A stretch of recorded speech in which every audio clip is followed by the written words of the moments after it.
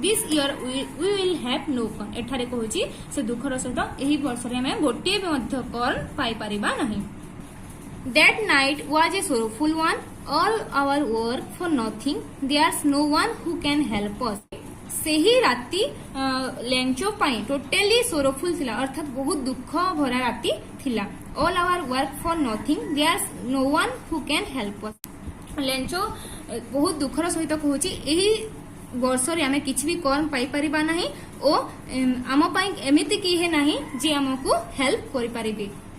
We will all go hungry this year. आमे समस्ते एही वर्षरे भूकरे रहिबा स्टारवेशन रे रहिबा बोली कि कहा होछि.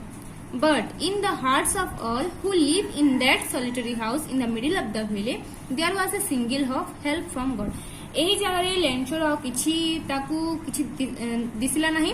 से केवल काहाकू आश्रा करि नहीं. से केवल गॉड एही सब पूर्ण करबा पई फुलफिल करबा पई हमकू खाली केवल गॉड अछंती बोली Lencho एठरे कहिछि. Don't be so upset even though this seems like a total loss. Remember, no one dies of hunger. एठारे कहिछन जेते भी सबु जिनिस चाली गले मध्य जहाँ भी डिस्ट्रॉय होय गले खराब होय गले मध्य मनीष पाई किछि ना किछि थाए से माने केबे हंगर रे भूकरे मरंती नाही बोली कि मृत्यु तांकर होय नाही बोली कहै होछि. That's what they say. No one dies of hunger. से सेति पई कहिला एते दिन जाए के भूकरे मरिनी के भूकरे मरंती नाही बोली कि से कहिछि. All through the night Lencho thought only of one hope, the help of God, whose eyes as he had been instructed see everything, even what is deep in one's conscience. Lencho was an ox of a man working like an animal in the field, but still he knew how to write. The following Sunday at daybreak he began to write a letter which he himself would carry to town and place in the mail. It was nothing less than a letter to God. Lencho दुखर सहित राति सारा सोई पारिला नहीं. से सबु बेले ता आखि खोली से भाबु थाए किपरि एही वर्ष आमे खाई पारिबु हम फैमिली पई मु कोन करिबी तांकु ठीक भाबरे हंगर रु बंचाई पारिबी सेही सब कथा से भाबी भाबी राति सारा तांकु निद आसिला नहीं. संडे दिन से कोन करिछि से आउ तांकु किछि जिनिस जेतेबेले न दिसिला से कोन करिछि भगवान को लेटर लिखबा पई चाहिए. आउ से पेन और पेपर नहीं भगवान को गोटे लेटर लिखिछि. लेंचो केबे हेले पढ़ी नाही किंबा कि लेखि नाही तथापि से कोन कछि ता भगवान को पई विश्वास होथिला ताहा लेंचो को किपरि सहारा कला आमे नेक्स्ट रे पढ़ी परिबा.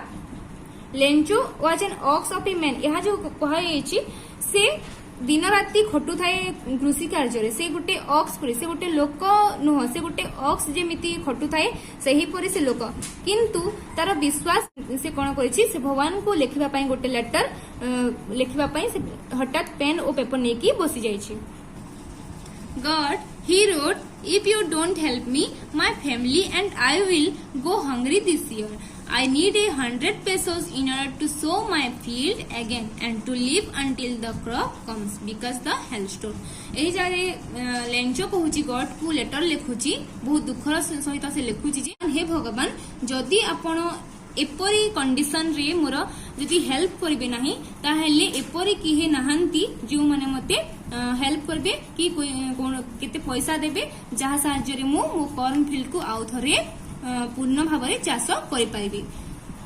एठारे 100 पेसोस से भगवान को मागुची 100 पेसोस अर्थात आमे एहा गोटे करेन्सी आम इंडिया रे जेपरी करेन्सी इंडिया रो करेन्सी जेपरी रुपी होई थाए ठीक सेही परी पेसोस कहिले गोटे लैटिन शब्द लैटिन कंट्री गोटे रो करेन्सी होची pesos.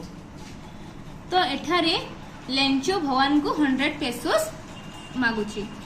He wrote to God on the envelope, put the letter inside and still troubled went to town. At the post office, he placed a stamp on the letter and dropped it into the mailbox.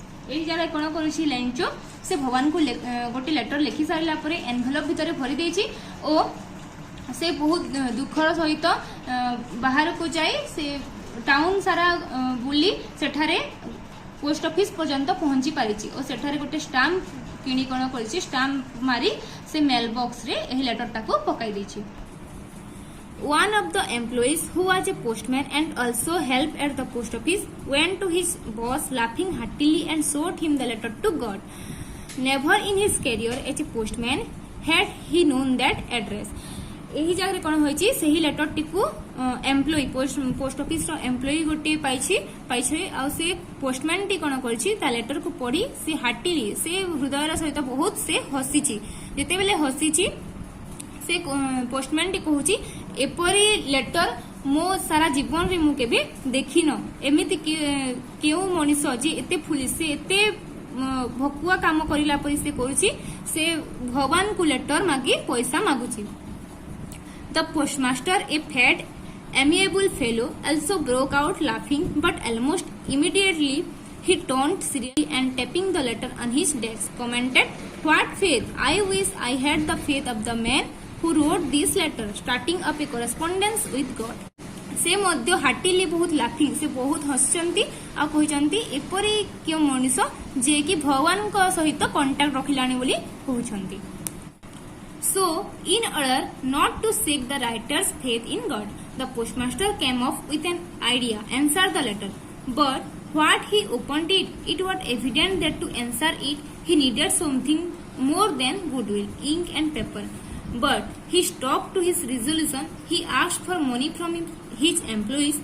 He himself gave part of his salary, and several friends of his were obliged to give something for an act of charity. ଏହି ସମୟରେ ଯେତେବେଳେ postmaster ତା letter କୁ ଭିତରେ ଥିବା ଲେଖା ହୋଇଥିବା ଜିନିଷ ପଢିଛନ୍ତି ସେହି ସମୟରେ ପୋଷ୍ଟମାଷ୍ଟର ମଧ୍ୟ ଟିକେ ଦୟା ଭାବ ତାଙ୍କ ମନରେ ସୃଷ୍ଟି ହୋଇଛି ଆଉ ସେ କହୁଛନ୍ତି ଏପରି ଗୋଟିଏ ବ୍ୟକ୍ତି ତାର କିଛି ଅସୁବିଧା ହୋଇଥିବା ବୋଲି ତାର କିଛି ସାହାଯ୍ୟ ମାଗୁଥିବା ବୋଲି ସେ ଭଗବାନଙ୍କୁ ଲେଟର ଲେଖିଛି ବୋଲି ଭାବି ପାରିଲେ ଓ ସେ ଯେତେବେଳେ ତା ଲେଟରକୁ ପଢିଲେ से दयार सहित कौन कले ता एम्प्लॉई माननकु तांको केते फ्रेंड माननकु ओ तांको सैलरी रु से अधा टंका कौन कले बाहर करी समस्ते एकठा करी से माने लेंचो को लेटर सहाय्य रे पहुंचाइथिले। It was impossible for him to gather together the 100 pesos, so he was able to send the farmer only a little more than half. He put the money in an envelope addressed to Lencho and with it a letter containing only a single word as a signature God. से माने कौन कर समस्ते मिसी employee postmaster और तांको संग माने मिसी कौन कले अधा टंका काढ़ी से माने 100 पेसो अर्थात 100 पेसो तो लेंचो जहाँ मागितला से माने सेतिकी करि पाइले नहीं तार अधा से माने बाहर करी से माने गोटे लेटर रे ताहा भरी देथिले एनवेलप भितर भरी देथिले ओ ऊपर साइन करथिले गॉड तार सिग्नेचर रखिथिले से माने गॉड बोली। The following Sunday, Lencho came a bit earlier than usual to ask if there was a letter for him. It was the postman himself who handed the letter to him, while the postmaster, experiencing the contentment of a man who has performed a good deed, looked on from his office. एही जगह कोन हला जेतेबेले से माने letter T को mail box रखिदेले सेही समय Lencho Sunday रविवार दिन सकाले सकाले से बहुत खुशी सहित से कॉन्फिडेंस सहित कौन कला ता लेटर आसीथिबा से कॉन्फिडेंस रे आसी ता लेटर को देखिला। पोस्टमास्टर एही समय रे पोस्टमास्टर और तार एम्प्लॉई कौन कला ता पाखको लेटर नै की मेल बॉक्स रु काढी से लेटर नै की कौन कला लेंचो पाखको गला और पोस्टमास्टर कौन कले कि लुचि की से देखुतिले से जे लेंचो रो एही लेटर पाइबारु ता किपरि एक्सपीरियंस ता किपरि नेचर अछि ताहा देखिबा पई से रहितिले।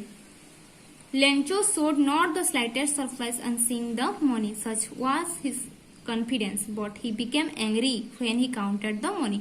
God could not have made a mistake, nor could he have denied Lencho what he had requested. एही समय लेंचो कोन कला जेतेबेले से तार लेटर पाइला परे से टिके उत्साह होला काहे कि ना ता लेटर आसीला ता पाखको किंतु जेतेबेले से तार टंका काढीची सेही समय टंका देखिला परे से एंग्री टिके लिटिल बिट एंग्री हो जाईची। लेंचो कोन करछि तेल टंका गणिछि से एंग्री हो जाईछि ओ कहिछि जे भगवान को जहाँ भगवान को मु रिक्वेस्ट करथि ताहा मु पाइली नाही बोली भाबिछि 70 पेसोस पाइछि बोली से भगवान को पुणी थरे लेटर लिखिबा पई भाबिछि। Immediately, Lencho went up to window to ask for pen, paper and ink. On the public writing table, he started to write with much wrinkling of his brow, caused effort he had to make to express his ideas. When he finished, he went to the window to buy a stamp which he licked and then affixed to the envelope with a blow of his fist. The moment the letter fell into the mailbox, the postmaster went to open it. It said, "Gut up the money that I asked for, only 70 pesos reached me. Send me the rest since I need it very much. But don't send it to me through the mail because the post office employees are a bunch of crooks." Lencho ଏହି ଜାଗାରେ ଲେଞ୍ଚୋ ପୁଣି ଥରେ pen और paper नहीं बसीगला और से कौन कर भगवान को लेटर लिखापी पुणी ट्राए कला। से कही भगवान मु आपण को 100 पेसोस मागी मो क्रॉप संपूर्ण भाव प्रोडक्शन करने किंतु मते खाली 70 पेसोस मिली। आपण से मते प्लीज मो रेस्ट जहाँ पैसा रही जाइए ताहा मते सेंड कर दियंतु बोली कही। से मध्य एठारे गोटे फनी जिनिस कही जहाँकि से कही जे भगवान आपण मते पैसा पठाइबे किंतु आपण से एम्प्लॉई मानक द्वारा पैसा पठाइबे नहीं बोली कही। से एम्प्लॉई मानक कही जे से माने मो पैसा नहीं जाइथांती बोली कही। यह थिला लेंचोर आइडिया। से भाबुची जे भगवान जहाँ पैसा मते सेंड करछंती सेथिरु अधा पैसा एम्प्लॉई माने नहीं जाइछंती बोली से भाबुची। एतिकिरे एही पाठटा शेष होउची। धन्यवाद। आमे एठारे पढ़िला लेंचो अबाउट रे ए लेटर टू गॉड। नेक्स्ट रे आमे ए लेटर टू गॉड रो क्वेश्चन आंसर डिस्कस करिबा।